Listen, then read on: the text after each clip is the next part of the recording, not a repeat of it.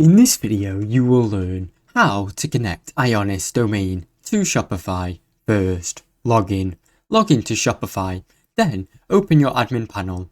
Next, go to domains. In the left menu, go to settings, then domains. Click connect existing domain. Enter your IONOS domain. Type in your domain, for example, yourdomain.com, then click next. Log in to IONOS. Sign into your IONOS account. Access DNS settings. Go to your domains in SNL. Find your domain and click manage domains or the gear icon. Then choose the DNS settings. Edit a record. Find a record or create a new one. Set the record to a number. Then edit or create a CNAME record. Create or edit the CNAME record for www.myshopifystore.com. Then verify in Shopify.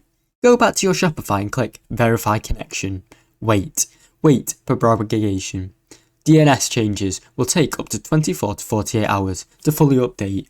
Thanks for watching. Don't forget to like and subscribe.